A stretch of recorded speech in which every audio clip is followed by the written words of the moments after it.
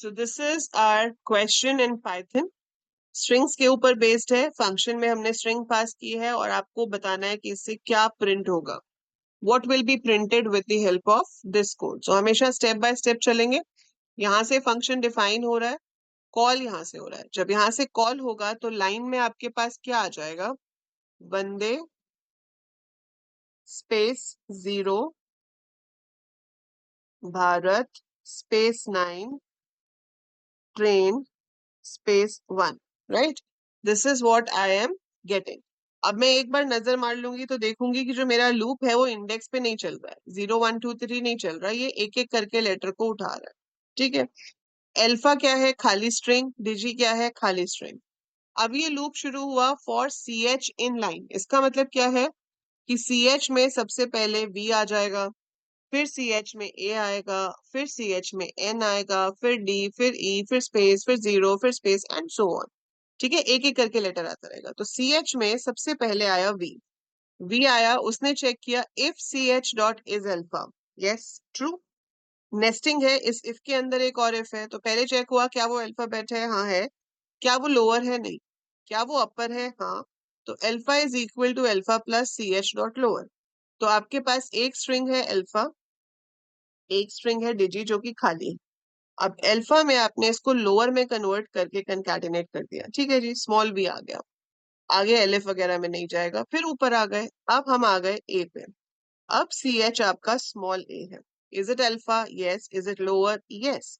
सो lower है तो capital में कन्वर्ट करके कंकैटिनेट कर दिया. सिमिलर चीज होगी एन के साथ. लोअर है तो कैपिटल में कन्वर्ट करके कंकैटिनेट कर देंगे. डी लोअर है, ई लोअर है. सो जो भी अल्फाबेट्स हैं और लोअर हैं उनको कैपिटल में कन्वर्ट करके अल्फा के साथ कंकैटिनेट कर देंगे. फिर आया स्पेस. क्या स्पेस अल्फा है? नहीं. तो वो सीधे इस इफ के एलिफ में आ जाएगा, क्योंकि कंडीशन फॉल्स है तो उसका एलिफ तो नीचे वाला है ना, वो तो नेस्टिंग थी. तो क्या सी एच डिजिट है? नहीं, डिजिट भी नहीं है. सो अल्फाबेट नहीं है, डिजिट भी नहीं है. So it's not alphabet, it's not digit, तो कुछ भी नहीं होगा स्पेस के केस में, नथिंग एट ऑल. सो कुछ भी नहीं हुआ स्पेस के केस में. फिर ऊपर चले गए, अब आया 0. क्या वो अल्फाबेट है? नहीं है. एलिफ क्या वो डिजिट है? हाँ है. डिजिट है तो जो भी अल्फा में है उसी के साथ आपको 2 बार उस डिजिट को कंकैटिनेट करना है. तो 0 0 2 बार आ जाएगा. ठीक है. फिर ऊपर गए, स्पेस आया, स्पेस तो कहीं भी कंकैटिनेट नहीं होगा. फिर कैपिटल बी आया तो वो स्मॉल हो जाएगा. स्मॉल एच है तो वो कैपिटल हो जाएगा. सो जितने भी स्मॉल लेटर्स थे वो कैपिटल हो गए. स्पेस पे कुछ नहीं करेंगे. फिर 9 आया तो अगर डिजिट है तो 2 बार आ जाता है. ट्रेन का टी स्मॉल है. फिर R A I N capital हो जाएंगे. स्पेस पे कुछ नहीं होगा. 1 1 2 बार आ जाएगा. सो यहाँ पर बेसिक ये था कि भाई अगर अल्फाबेट है तो चेक करो स्मॉल है, स्मॉल है तो कैपिटल कर दो, कैपिटल है तो स्मॉल कर दो. ठीक है. और अगर डिजिट है तो alpha is equal to alpha plus C H हमने किया है. ठीक है. और फिर प्रिंट लाइन और प्रिंट अल्फा. देखो प्रिंट लाइन करेंगे तो लाइन में तो कोई चेंज हुआ ही नहीं है, तो ये एज इट इज प्रिंट हो जाएगा. So this thing will be printed as it is.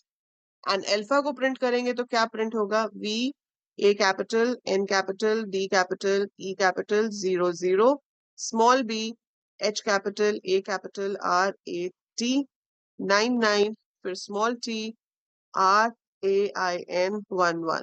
So this will be printed. ठीक है. डिजी वाली स्ट्रिंग के साथ इन्होंने कुछ किया ही नहीं है.